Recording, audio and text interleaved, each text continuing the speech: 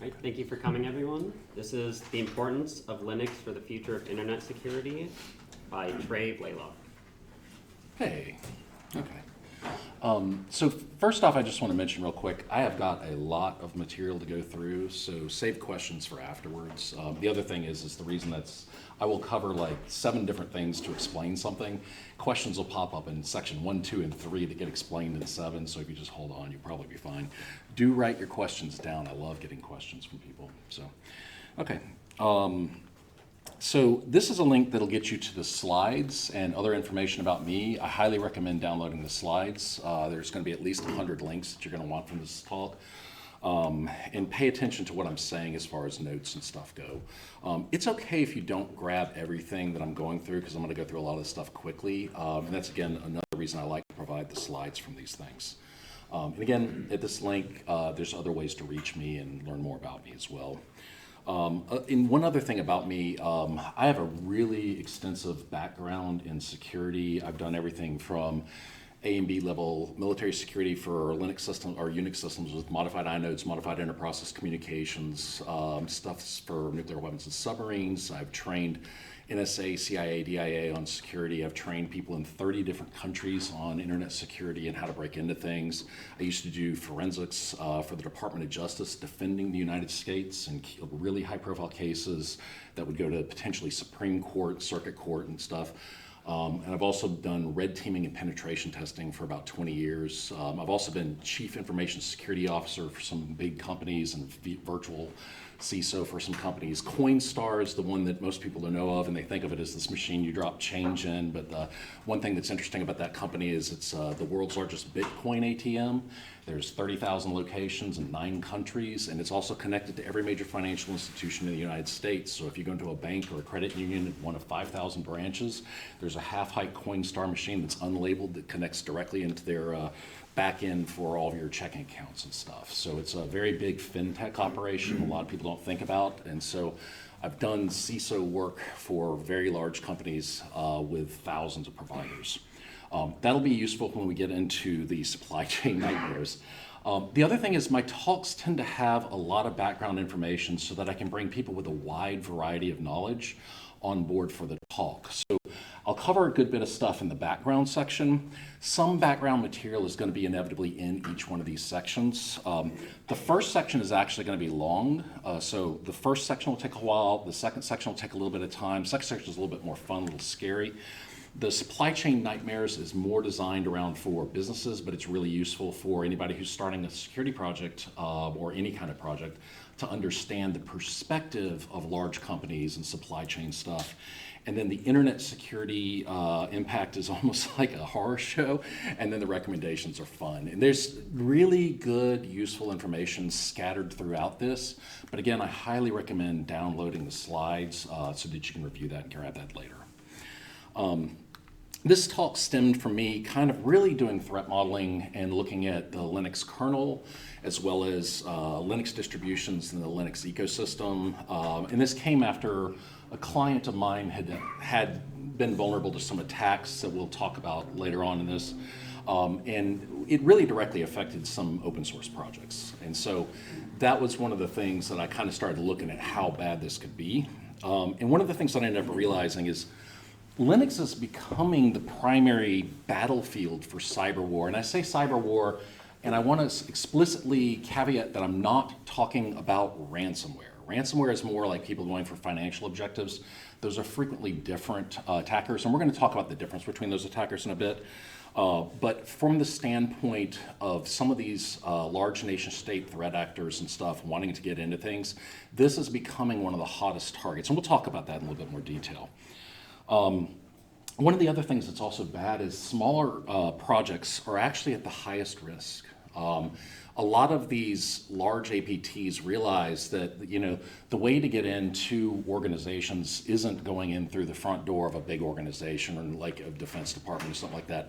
It's going in through a small provider. It could even be a lunch caterer or something like that. You want to go in through the one that's like the weakest connection in and use that to attack. But one of the other things that's really important about this talk is I want to be able to inform people who are working on open source projects about how valuable their contributions to security actually can prevent some of these large companies creating winner-takes-all markets on the monopoly and taking market share away from Linux.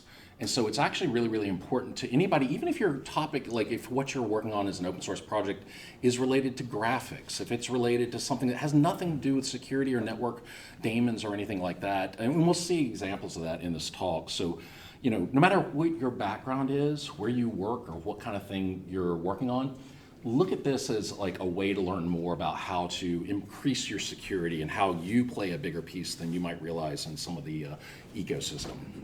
Now, one aspect of basically Linux becoming the battlefield for cyber war is the pure scale of IoT devices and stuff out there. We're looking at over 20 billion devices on the internet. And now, a very large swath of that is IoT devices. A large swath of those are made in China. And at some point, that might change. It may not be Linux. Like Huawei is releasing operating systems where they're actually saying, we would like this to be a more Chinese-oriented operating system on these IoT devices. And they're doing the same thing with their phones. They're doing the same thing with their laptops.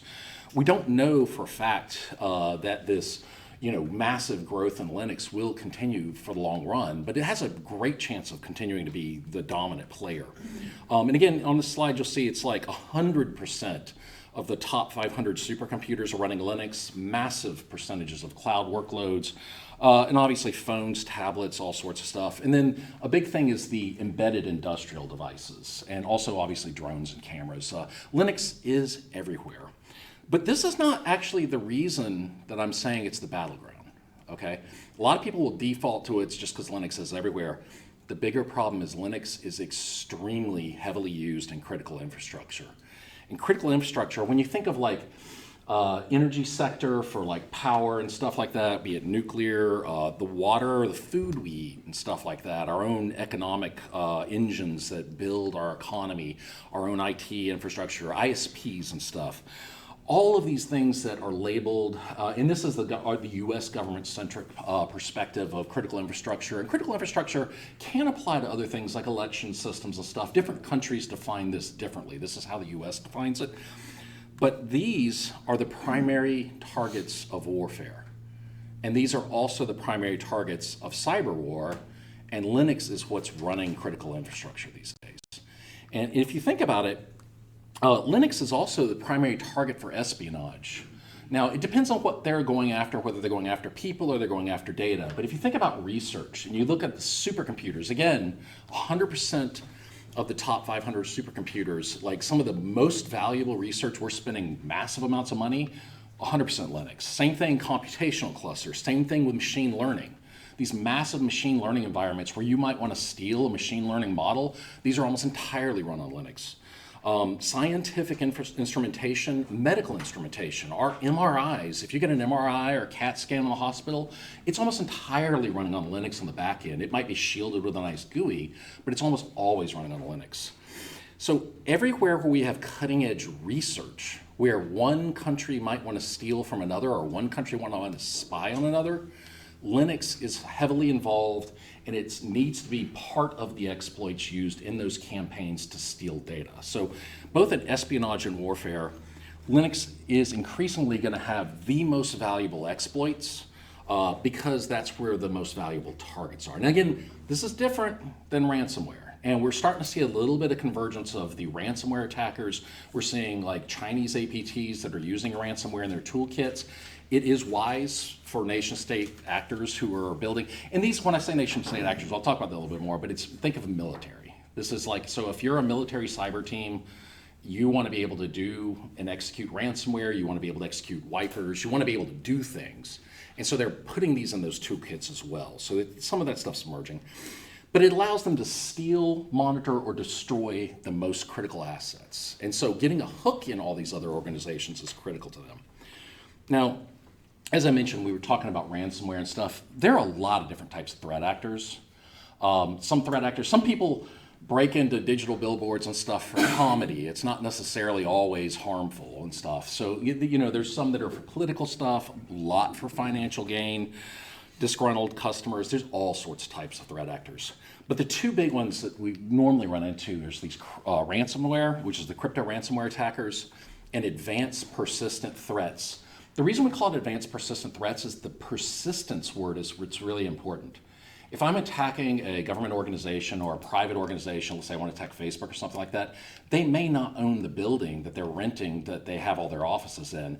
And attacking something like this infrastructure, maybe this is a smart television or something, I can get into this and steal slides, get access to microphones. Maybe I can get into an alarm system, something like a lot of the wireless thermostats and stuff like that. Like those are running Linux. And so if I want to stay on a network, and I don't want them to find me, I'm going to get into the weirdest piece of equipment I can. I'm going to get into the printers that they never patch and update. I'm going to get into manufacturing things. I'm going to get into 3D printers. I want to persist in that network despite them wiping all the Windows desktops and servers looking for me.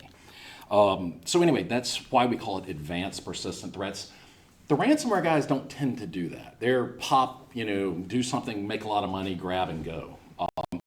Not generally the same group.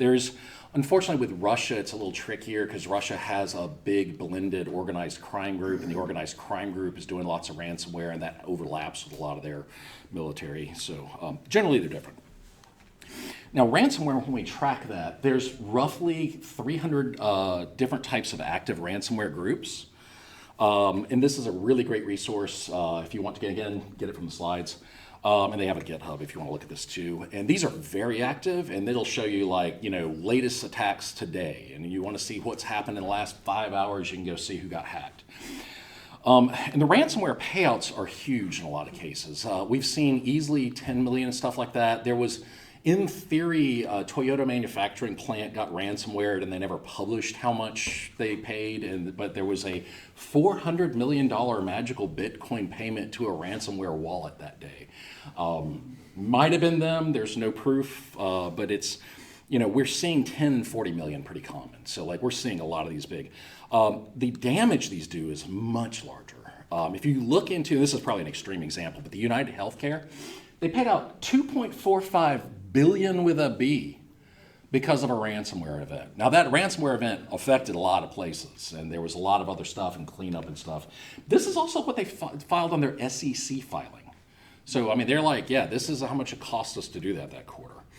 And then what we're looking at is ransomware growing to $265 billion in 2031, which really isn't that far away. I don't trust these kind of numbers. It might be higher, it might be lower, but generally it's going to be a lot of money. So, it's something to pay attention to. One thing that's changing is ransomware as a service is something to watch out for. It's going to the smallest organized crime groups. These can be drug dealers that are trying to get out of things that would get them more likely to be caught to something that's less likely to be caught. We're seeing cartels move into a lot of the cyberspace. We're seeing a lot of the traditional small groups, but we're also seeing disgruntled employees do this. And we see that from their getting arrested sometimes, so this happens. The thing that's hard for us in the ransomware defense side is this is changing the vectors of attack. Ransomware groups, you used to reliably use something like MITRE ATT&CK, and you could say, well, this group always uses email, this group always attacks RDP, this group always attacks that, and then maybe this group is attacking the finance sector, this is attacking retail, different things. It used to be easy to predict kind of where they were going to hit you. Because of the switch to ransomware as a service, anybody can sign up to do ransomware, and they might have access to any number of things in your network. It might be a disgruntled employee, somebody at a different company that had access to your network. So it's changing how we can actually defend against this. Again, not going to talk anymore about ransomware. We're going to go into APTs. This is an example of one APT. It's a fairly big one. The thing I wanted to show you was this building that got kind of attributed to this. This is one group, and it had roughly estimated to be 25,000 employees. So it's 25,000 employees of one group designed to break into different types of targets. That is one group on this list of groups. Now these are almost entirely military groups within that Chinese military. And what they did is smart, is they said, we're going to have one group focus on finance. We're going to have another group focus on aviation. We're going to have another group focus on military, another one on pharmaceuticals. Anywhere they want to steal intellectual property, anything that they want to attack, getting into the telecom system, like we're seeing, a lot of that stuff's been going on for years, but it's come into the public light very heavily in the last year. And so what they do is they assign a large group of thousands of people to focus on one target. What's great about that from an attacker perspective, and the US military does this too, I don't want to make this seem like it's just one group. This is just the way you run this kind of stuff now. But what's really useful about that is all you're doing is focusing on pharmaceuticals. You can focus on the actual people. You can figure out who the researchers are. You can see like their postdoctorate work. You can learn their hobbies. You can learn every single thing about these individual people, like what the projected future of what this pharmaceutical is looking at, what kind of research they're doing, who all their third parties. You can attend the conferences that they go to. You watch the talks that they watch. You learn that industry inside and out. And you act and possibly embed employees in that industry at companies, be it like Pfizer or something like that. And we're seeing a lot of employees get caught in this situation. There have been some interesting ones that have happened. Now, this is just an example that I'm showing you. This is a US-centric view, and that's China. This is the same thing for Russia. Same thing from Iran. That link down here is where you can download this. MITRE also has links on this. I like this a little bit better because MITRE will only give you ones that they absolutely positively have good attribution on, and so the fuzziness about unidentified groups is missing from MITRE. Rightfully so, because it's like they don't know for a fact which one it is, and so they don't want to get called out on it. Some of these low-tech groups will kind of pay more attention to the unidentified, say, hey, we see activity here. We're not 100% sure who it is, but it looks like this. Now, attacks in the amount of money these APTs are making is well into the billions of dollars. What I wanted to show you on here was one single attack netting 1.5 billion with a B dollars. Now, that attack, $1.5 billion, if you said, well, okay, that was a good haul, let's go for another, how much do you think you can spend on that next one? 100 million, $500 million? I mean, it's profitable to spend a whole $1 billion on your next target if you're getting money this big. So, and when you have $1 billion, you can think of that as like 1,000 targets. We're willing to spend $1 million on 1,000 targets at one company or one organization. You can't outspend what the attackers have to come at you. And so it changes a lot of things. Another thing that's interesting is this same group went after, they actually were doing an attack and it got caught of stealing $1 billion from the Federal Reserve Bank of New York. So they're hitting pretty heavy to get a lot of money on these things. And again, as I just said, if you're spending billions on this stuff, what about how much you spend on tooling? What kind of data centers could you build for machine learning? What kind of models could you spend money on with $1 billion or $1 billion per attack? Let's say you do 10 a year. You could blow 10 billion on some pretty big data centers to build attack tools. So the weaponry industry around what APTs are doing is huge. It's a lot bigger. A lot of people think it's like a hacker with a hoodie in someone's basement, and it's like that is not who you need to be worried about. I mean, yeah, in one level it probably is to a small extent. These are the much bigger problems. And the thing that I'm watching, because I have to pay a lot of attention to these for the work I do, I'm watching these guys coming after Linux. And what I'm real worried about is how they're hitting a lot of the small projects. And so that is, one of the things that I worry about. The other thing is the development of new exploits and backdoors. If you have billions of dollars, you can out-fuzz all of the people building the software. You can spend more compute and more hours on time on target on like one little bitty library or one little bitty interface. And so you can really 1,000 to 1 the testing or the code testing that somebody does. And as somebody who's building software and stuff, that should concern you. You really want to find the vulnerabilities before an adversary does. As I just mentioned that. And then the thing that is also changing right now is we're at this time where machine learning is amplifying certain tools. It looked like machine learning for a bit was going to amplify everything the we're finding it really is bad at certain things and it's good at others. And it's kind of, we're working out where, like in security, it's great at this, but man, it does not do a good job at this other thing yet. And so we're kind of trying to figure that out. It does a wonderful job with fuzzing. So if you want to fuzz your project, there are a lot of tools that make this really easy. In fact, it makes it easier than just fuzzing manually. And it can help you find vulnerabilities faster. Again, bad guys have this, but the good guys should be doing this too. So it's a really important thing. One of my concerns about this was this fuzzing, unless the cost of machine learning goes down, you can get in a situation where it's a winner-takes-all market, and only the biggest companies could be secure, because only the biggest companies could do enough source code testing and enough fuzzing. And so I worry a little about that. But if testing like this gets more common, or if we see a nonprofit organization pop up that's helping to test people's code, or if we can get large companies working with smaller projects and say, hey, we work with your project or your tool all the time, do you mind if we just help you with that? Like, we'll do some code testing, we'll do some fuzzing and stuff like that and just give you the results. We're not going to force you to do anything. We're just trying to give you a little bit more value. So this is just something that, we need to think about. Anyway, again, there's going to be a lot more background information, but I have to go through these things to get to this. One example on weaponizing Linux, and this was a relatively recently one, but this was a genuinely unique vulnerability. Like if you take nothing else and want to learn something cool, learn about this vulnerability. This is really, really impressive.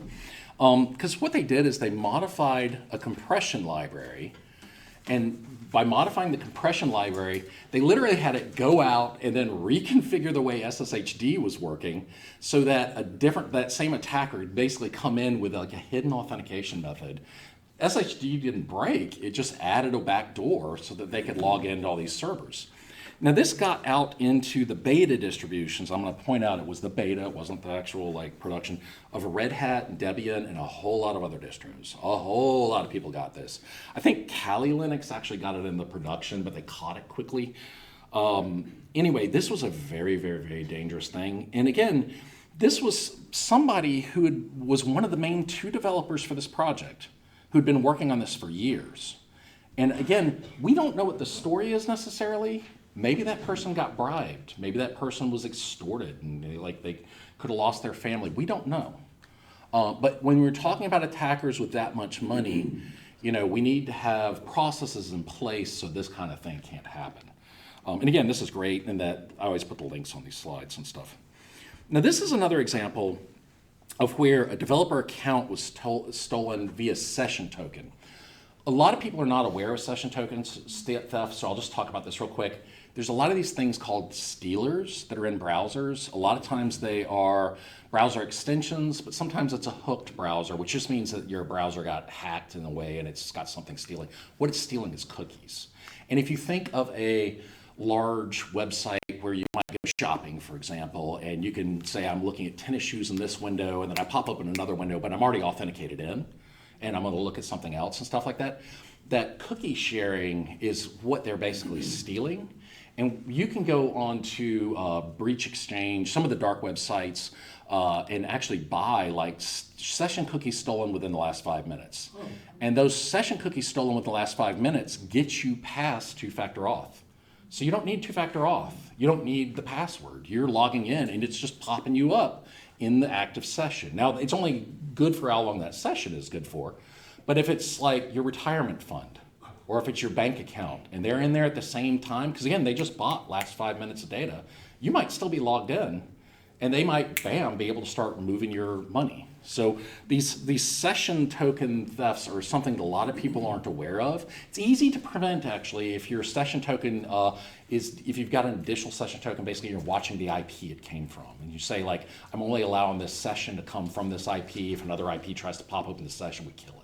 But almost nobody does that. And so these are very effective. But these guys, what they were doing was making really great compression tools for animation.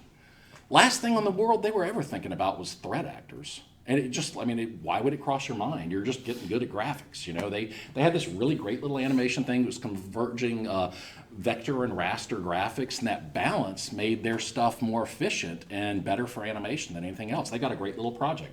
So they didn't see this coming. It was kind of understandable. The session token got stolen. They took over this account, and then they started going after crypto wallets. And they were basically adding everybody who had this system connected to basically dump their wallets and steal money. So again, this is why it's important for a lot of the smaller projects and stuff that it's just something that's not even going to be on your radar if you get hit. Polyfill.io is another one. And I was talking about this yesterday to some people in the room. This is a thing that hit a lot of people. This is still live on thousands of sites.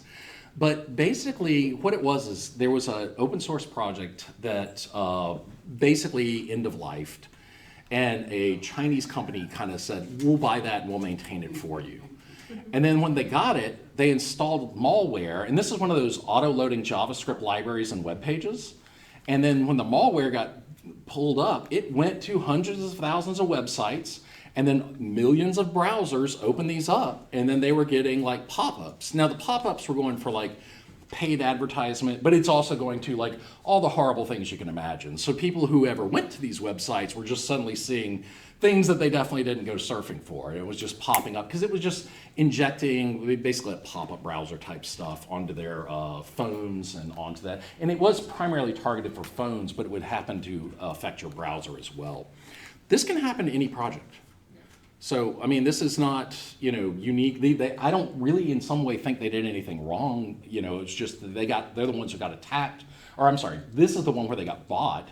And they were like, hey, we can't work on this project anymore. There are end of lives to these projects, And so planning a succession, maybe keep that domain, don't sell it. Figure that stuff out up front just so that this doesn't happen. Or maybe even just have your project error out on the websites. Just be like, we're going to do this for a month or 3 months, and it's just going to be a huge pop-up of like, hey, this doesn't work anymore. We're just going to scramble websites. Again, it depends on the type of project. It depends on what you're doing. But have a good way to end your project if that's the case. And then, as I mentioned, APTs are going to target the weakest links. Unless you do a lot of time looking at dark web websites at what's for sale and like the data sets of lost passwords, lost session cookies, what data was stolen from companies, you don't necessarily understand what's out there about you. And they can really quickly build databases of like, which company in this ecosystem has the worst hygiene. If I'm attacking banking and I say, well, the banks have relatively good security, but they all use this one check reader, and this check reader is a third-party company, and it takes scan checks images and OCRs them and stuff, that might be the place to attack. And they basically figure that out for every single industry. Again, they got thousands of people and business analysts to do this stuff. But they look for the least secure vector, the least secure developer, like who individually posts code with the most vulnerabilities on GitHub, GitLab, or whatever. Let's keep the history of who writes bad code. And maybe they write bad code in certain areas. Maybe they're great in some areas, but bad when it comes to network stuff. Or they just rely heavily on a library that's out of date.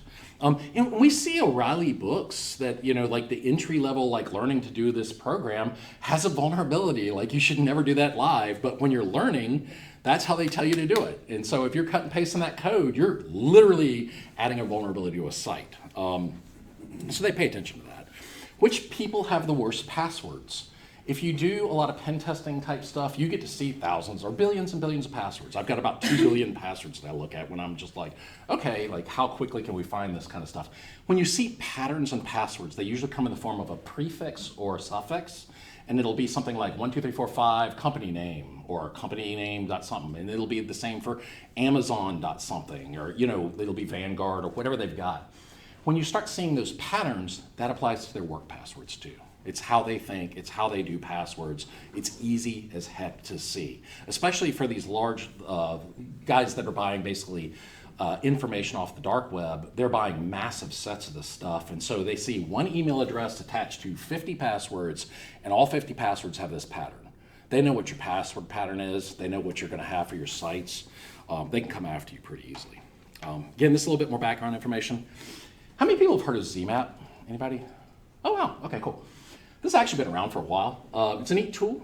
It'll scan and get a response, key phrase, every single IP address on the IP4 internet in 5 minutes, get a response from every single web server and stuff on a really beefy machine with a big internet connection. So it's, quad X on AWS or something like that. It's a really cool tool. They also have tools like ZDNS. So if I want to get all the reverse DNS or all the CNAME lookups or all the text files for the entire planet, maybe I want to get all the IP6 addresses that are known and get all the quad A records. That's also a really useful thing, because then I can turn tools like this around and point to all the known and used IP6 addresses that have a reverse DNS, which is a whole lot easier to scan than trying to even think about scanning all of IP6, because that's a massive range. So these tools allow APTs or researchers to do that. Masscan's another one, has a different syntax, different values. Scan the entire internet in 6 minutes. And some of these tools are used for Shodan. Shodan's an older tool. I don't know if anybody has heard of this, but it's a neat tool. And what it basically is they're taking data from tools like these, and they're creating a database you can search and say, I want to find sites in Russia that have Secure Shell open, or I want to find sites that have the word bank in their cert for their SSL that have something open. This is older and not nearly as powerful as Census.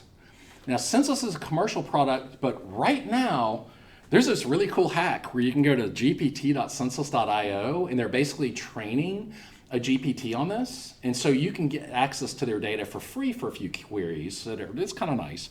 And in this example, I'm doing a credit union, and I say I'm basically wanting to scan and find credit unions all over the internet, and then I want to find credit union and RDP. Like, what credit unions have RDP? And what it's doing is it's checking every credit union in the database for all the SSL certs, and then it's checking all the open ports, and it's giving me all the ones that have RDP open exposed to the internet on an actual credit union IP. It'll also show me where they're at. So here's the geolocation. This is, whatever bank, and it's got a bunch of ports open. Maybe somebody's working and they decided to drop the firewall for a while. And it'll come back with thousands and thousands and thousands of results. You can see the, where that could go in a bad way. It's really used for good stuff, and one of the best uses of it is it can tell you when you've got things hanging out on your internet that you shouldn't have. So if you've got 20,000 IPs and you can't watch them all, this is a really kind of neat tool to help you when things go wrong. A very recent talk, and a hat tip to my friend Mark at infosecurity.us, but this is a B-Sides Las Vegas talk. And this is a person from Census, Ariana Mirian, I have no idea if I'm pronouncing that right, but she was showing a talk where they basically scan the internet every 45 minutes, and they scan every IP address on the entire internet. This is actually even more useful because you can see things like how fast do people patch when there's a critical issue. And if you're doing that to targets in another country, it also tells you which ones are the most secure. And it tells you also which ones may have the most valuable data you want. So if you see something that looks like, oh, this company that does, sells rocks or whatever and stuff, why is their security jacked up to the nth degree that they're patching stuff like super fast? Like, that doesn't, jive. Maybe that company's not what it looks like. Or maybe they just have an incredible CISO and the guy's automated everything. And again, there's a world of data like this. I'm gonna track time here, sorry. And this is a really good talk to watch if you want to learn more about that. Wipers, again, I'm talking about background information. Wipers are really interesting. It's, instead of ransomware, it's like, I'm going to delete every single part of your server. I'm just going to delete it all. I'm not going to ransomware. I'm just going to delete everything, all the data you got. We've seen wipers that do things that are database specific. We've seen ones that go across and delete 30,000 databases up into the internet. They just deleted all the data. They didn't care what it was. But some of the bigger ones are, and I'll talk about that in a second, are being used for things like attacks on banks. So this is a bank in Chile that lost 9,000 workstations and 500 servers in one day. You come to work and it's like every computer in the entire place is gone. It's like attached to Active Directory, it is game over. And this is what's happening in the Russian-Ukraine war. So Russia was doing this to a lot of places in Ukraine, and then eventually Ukraine did this actually in an interesting attack to the basically the economic hub for the defense department for Russia's ability to purchase, so it killed their ability to pay for weapons and stuff. So there's this back and forth, and this is actually the kind of thing we're seeing in cyber war. Now, every single APT on the planet Earth is probably having added this to their toolkit. And you can find these things on GitHub. So now these are some interesting wipers a lot of people I find don't know about, and a lot of people I think are doing horrible jobs of backing up on the cloud. And this is one of the things I like to show them in particular. So this is Nuke AWS, Azure Nuke, and GCP Nuke. And what these do is they basically delete all your backups, delete like all of your servers, delete all your accounts. They delete every single thing you got so that you don't even have a single login. It's like game over, all the logs gone, everything Amazon didn't even know you're on. It's gone in a second. Don't run this on your network. But you can look at these. Now, one thing that's true of these is it's really only getting like the top 85% of services used. It's not like, I mean, if you have ground station services for AWS, it doesn't know how to delete that. They're just going for the big stuff. So, but if you're an adversary and you say, I really want to get everything, including the ground stations, you could add to a project like this. So, just know that these are out there. Have your backup strategy so it's not everything in one basket, because I see that all the time. In any case, APTs would love to be able to wipe chunks of infrastructure like a power grid in another country immediately. And so this is something that they're going to target. They're going to actually go after, like, I'm going to be able to be prepared to knock out power in another country. And then this is some more background information. Another thing that's really unfortunate about the dark web is there are sites where they not only do they sell you all the passports for US citizens, they have free samples. And so I blocked out some of the stuff on here, but like you can just go to the webpage on the dark website. It's like, oh, hey, passwords, fake IDs, here's licenses, whatever you got. Like that stuff's all over the dark web. I can buy millions of them. The thing I warn people about the most is get your company to stop emailing when people apply for a job the passport and license via email. That is like every recruiter in the world does this. And if you are an attacker, one of the best targets is human resource companies because they have horrible security. And so, and not only that, if you get into their mail, you just dump a copy of it. You don't have to do ransomware or anything else. You got the value. You can go resell those things again and again and again. Companies don't go and clean up their email, and when business email compromise happens, and this is Lockabit. Lockabit does this to say, we have proof that we've hacked this and we've got ransomware. In X many days, we're going to delete this. But they give you samples, and they're like, here's samples of their email, here's samples of whatever. Things that they look for are anything with lawsuits, licenses, social security numbers, anything that they can sell. So like all the passports and stuff like that. They look for anything that would cause dirt, like if there was an affair, HR, there's steamy HR emails at large companies. And they have tools to automatically process this and bundle it. So when they ransomware and do business email compromise, it shoots out a list and says, yeah, these are the most vulnerable emails. And these are the ones we're going to release. And so, if you pay attention to what's going on the dark web, it is really horrifying, like how much stuff is stolen, given out for free, but also how much people leave in their email. So it's just something to make sure you don't do that. Again, I got to keep track of time here. So APTs keep track of all this historical information. I don't find this particularly something to worry about in open source. I think some security people would freak out, like, oh, it's open source, we should never do that, and it's scary. I don't find this to be a problem at all. I think it's actually a bad argument.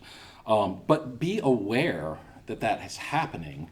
Be aware that your past mistakes are showing, and just make sure that you're improving on a regular basis. The more important thing is what you're doing and how you're improving than it is that. And it gives you more incentive to do it once you realize that this kind of stuff is going on.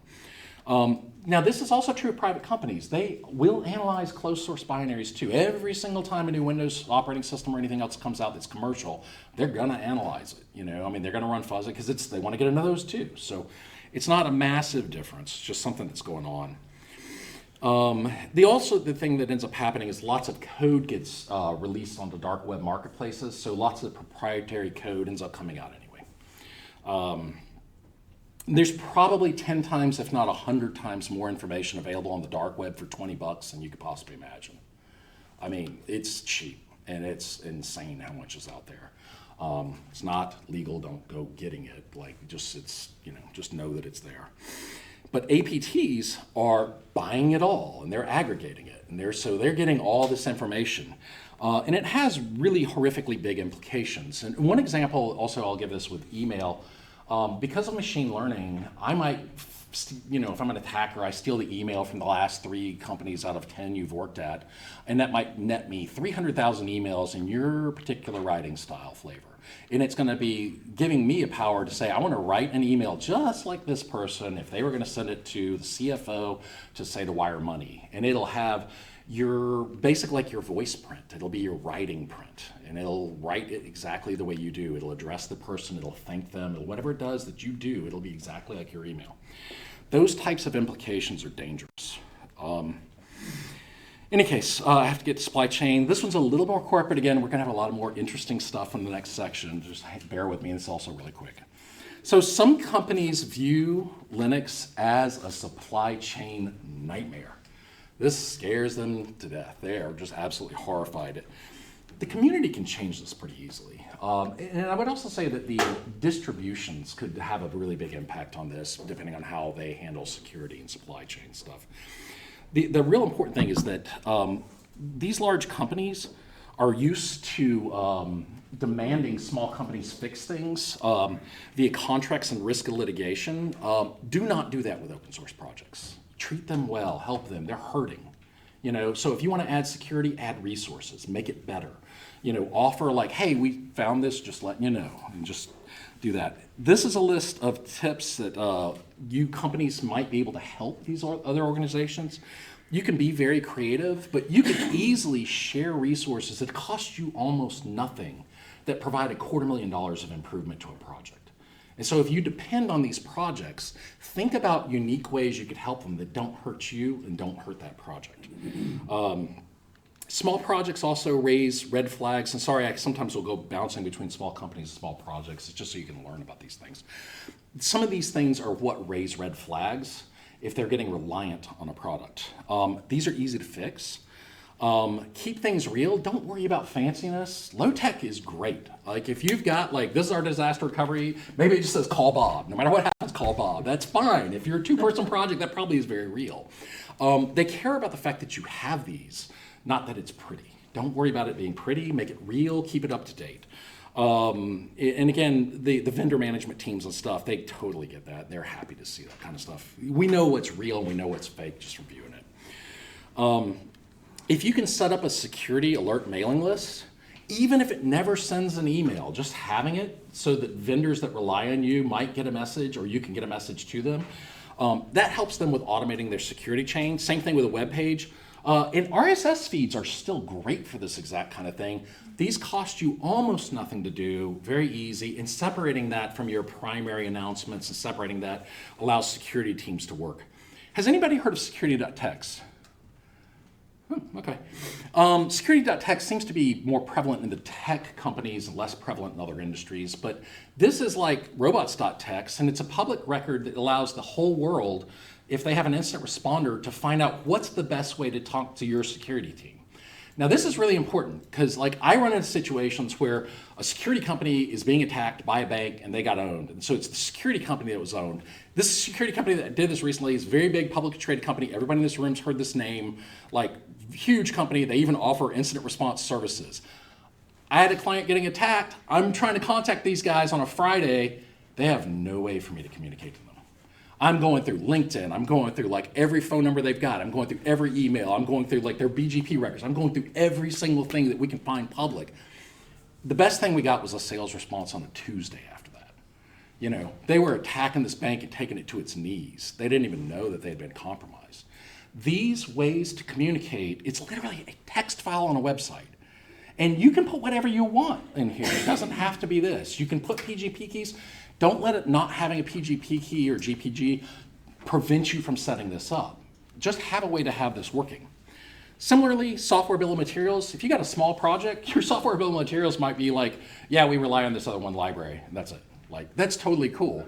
But these types of things create linkages that large companies can say oh, this weird JavaScript library got hacked. How many applications do we have in our supply chain that have that? Maybe we need to notify those guys that they need to go check. Without these kind of hooks, if you've got 2,000 vendors and you've got 10,000 applications, and you can't go through that manually at any amount of speed. So this kind of stuff makes this fast. This is also one text file document, and you can make your organization look a lot more organized really quick. And I got to go through fast, sorry. There is a lot of other stuff in here that I've got recommendations. This is also better for large companies, and there's some things that you definitely want to do. The key thing is if your small projects, start with the easy tasks, and I've got a lot of things in here where you can start. And we want to normalize bringing the maturity of the community up. If we can get just simple text files, we're not asking a ton, just like if we can get projects to kind of be a little bit more organized about doing that, we can make things better. Recommendation section is really small. So in the terms of internet security, you've all heard of distributed denial of service attacks. These are the things where somebody's taking thousands of IPs and hammering Twitter or whatever it is and knocking it down. Roughly 5,000 compromised servers, cost nothing to the attacker, by the way, can create a DDoS with 100 million requests per second. There are not web servers that can handle this. I mean, it's just like dead. 5,000 compromised servers is not a lot when you start thinking about 20 billion Linux devices. Now, then this 2016 attack took massive companies off the internet. And this was just like practically a joke for somebody. They were using baby monitors and cameras with that default passwords. I mean, this is like 15-year-old kids can do stuff like this. Now, you apply this to 20 billion, you start, basically I could take countries offline. You get a bad enough Linux vulnerability and you know what you're doing, it's game over for some of these things. This is a problem that's coming towards us fast. If unmanaged, it could end net neutrality. It could end the open internet. We'd end up having private corporate networks for everything, and the public corporate networks would just be on fire with problems. We don't want that. ISPs can help solve a lot of this stuff, but it's not a solved problem. And then what happens when 1 billion devices get ransomed? What happens when 1 billion devices get wiped? I mean, these are huge problems. And so Linux is getting really, really, really important in this, and we're also starting to see countries shut this down. And I start talking about like China's firewall, Russian sovereignty, Iran has their own version of a firewall, where they're basically blocking off the internet from other people. So this isolation is not a good trend, and this cyber war stuff could bring new levels of isolation, and this is going to impact the poorest population, so it's super important. And again, good security architecture in Linux, and as well as APT defenses, and then automation, like on just updates. Whatever you've got, just learn how to do updating automatically. That makes a huge difference on solving these kind of problems. And that's pretty much it. I've got one more slide. One thing that I always like to do is show people, like, this is an attacker attacking a website in the database. We spend way too much time on this side of the equation. We put too much money in SIMs, too much in forensics, stuff like that. What we really need to be doing is, instead of like focusing on spend there, focus your spend on front so the attack doesn't happen to you to begin with. We need more tooling in front. Now, your model might look different for what you're defending threat-wise. This is just for a web browser, but there's lots of different ones. Automation helps. The cost to prevent by a block is nothing. The cost for doing forensics from a breach is huge. Threat modeling is one of the best things you can do, no matter how big your project is and no matter how small it is. It'll show you where your entry points are and how to fix it. Every organization has a different shape. That's why this is hard. So there's not a perfect set of recommendations I can give you. This is what OWASP says is the top 10 for open source projects. It's a great place to start. OpenSSF, if you're a little bit larger, this is a wonderful project also. And then they have a scorecard thing that I like. But there are hundreds of security checklists, standards. Don't panic if you're a small project. You can get overwhelmed by like, what? There's 500 security standards I gotta learn about. Don't worry about that. Do a little bit of threat modeling, figure out what's relevant to you. Do you have web servers? Let's figure out how to secure the web servers. Are you building code? Let's figure out how to secure the code. Really simple places to start. And again, this is a team sport. Very easy to do. Some of the things I've shown you today, you could start and have done in the next week. You could actually have security techs and stuff. You could have some of the stuff done tonight if you wanted. So just start making progress, pay attention to this, come back to it monthly if you can. Get people who can help you that maybe, find a security person that can help you figure out what you need. And that's my advice on this and stuff. So hopefully you learned at least something new that you didn't know before you came in here. Again, this will get you to the slides, more information about me. Happy to connect. And if you go to that link, it'll also go to find me on LinkedIn. So. And that's it. I guess we can close it down. Thank you. Cool.